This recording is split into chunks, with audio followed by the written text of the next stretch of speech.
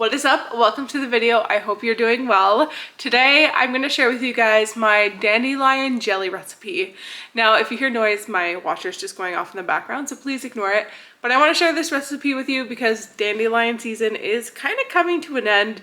We get a lot of dandelions at the beginning of May. Well, where I am, I'm zone 5B. I'm in Quebec, Canada.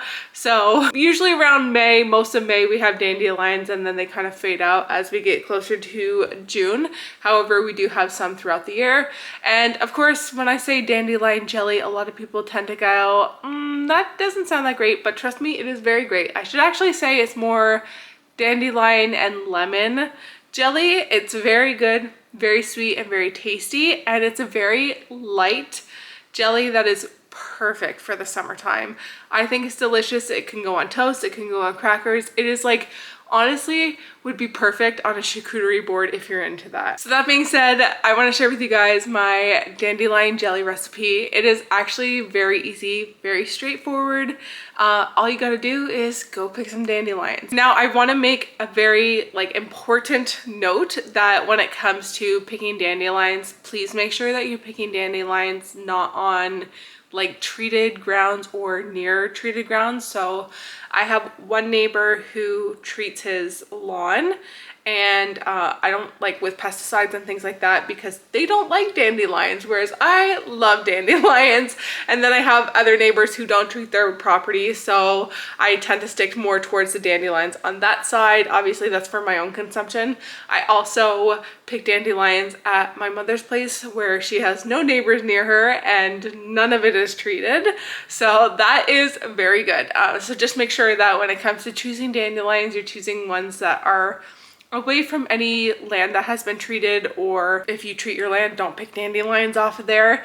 But yeah, dandelions are seen as kind of a weed, but they're actually really great. And I think I'm gonna try and upload and edit and upload my dandelion salve, whatever you want to call it, cream. It's not really cream, it's more of like a buttery lotion. I don't know if that's the right word, but I know a lot of people call it dandelion salve. I can share that recipe with you guys too as well because I make that every year, and these actually make really great Christmas gifts. I know I'm talking about Christmas already, but everyone loves a handmade gift, and dandelion jelly and salve or cream, whatever you want to call it, is such a great gift, and I love giving it every year, especially here in the winter. It can be very dry and it is perfect for that time of year. So that being said, let's get into the dandelion jelly recipe. I filmed some clips where I'm just gonna overlay and I'm gonna talk in the background for you guys. So like I said, when it comes to dandelions, make sure you're picking untreated dandelions that haven't been near treated land, of course. But the first thing you gotta do is, well, first of all, get the ingredients, I guess I should say. So the ingredients for the dandelion jelly is sugar. I use white sugar. I use pectin. I know some people use gelatin, some people use other things. I use pectin. I prefer pectin. And I use the powdered one, not the liquid one. I used the liquid one year and it made my jelly more like a simple syrup. So make sure you're grabbing the powdered pectin. I just buy the individual pack ones. I'll make sure I put all the ingredients on the screen because I know I'm getting a little rambly. So powdered pectin, sugar, dandelions of course, and lemons. So I like to pick up fresh lemons. You can pick up lemon juice. I prefer fresh lemons because I think it just adds a lot more sweetness than the lemon juice that you just get at the store. So the first thing obviously is to get outside and pick some dandelions. If you can pick kind of big ones with big leaves, that kind of helps it the process go a little bit faster because you're gonna have to be taking the leaves apart on each dandelion to get 4 cups of dandelion petals. So that being said, pick as many dandelions as you can. I got my son involved and we went and picked a bunch of them. And then I came inside and I pulled apart so they have, you just want the dandelion head when you're picking them. And so you want to make sure that you're pulling the petals off and not putting as much green part in as possible, because the green part is very bitter and it can make your jelly very bitter. So trying to remove the petals as much as possible.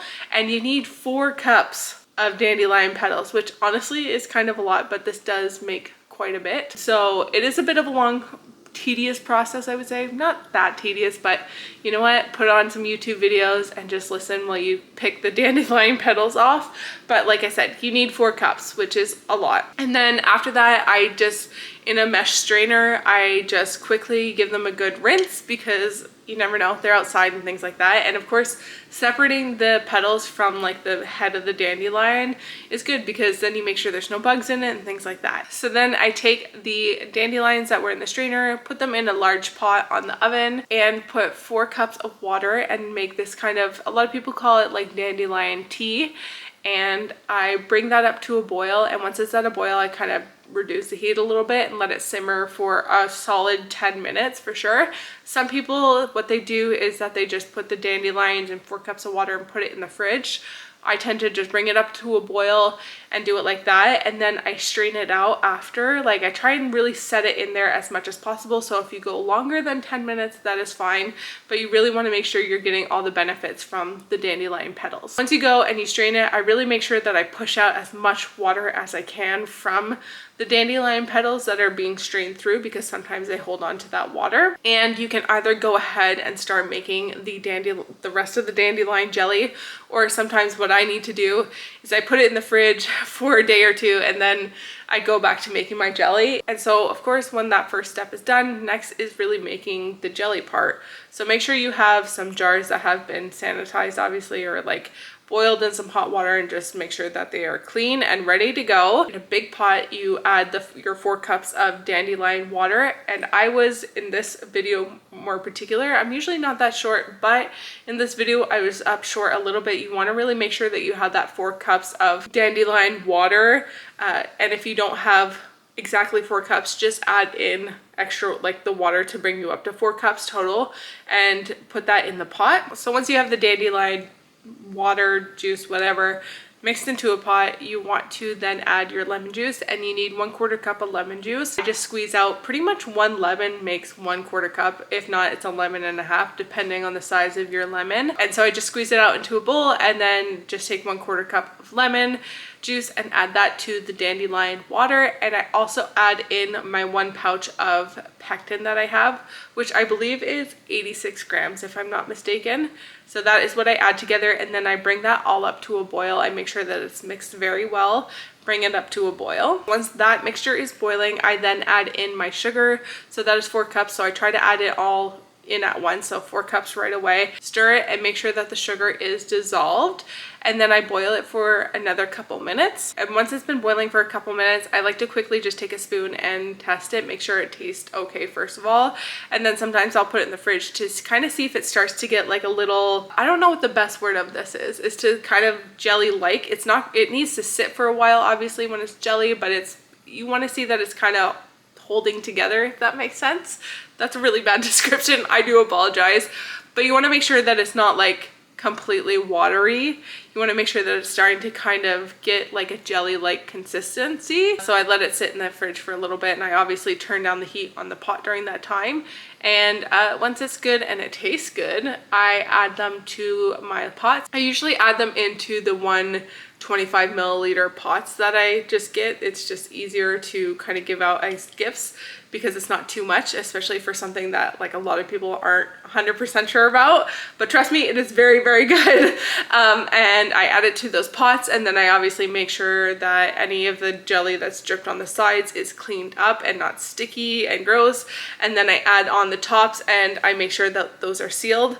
Sometimes they are able to seal on their own, which is great, but sometimes some of them won't always seal, so then I obviously put them in a boiling pot of water and seal them that way. I highly recommend that you watch a YouTube video on how to seal like mason jars, but that's pretty much it. It's actually quite simple to do when you think about it, and when you start getting used to it, it is quite simple and quick to do.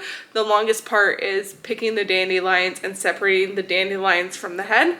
Other than that, it's actually really easy and quick to do, and I obviously highly recommend. So if you guys want to see the dandelion salve recipe, please let me know in the comments down below. Also, if you like this video, give it a big thumbs up. It really helps the channel, of course. And yeah, thank you guys so much for watching, and I'll see you guys in the next video. Bye.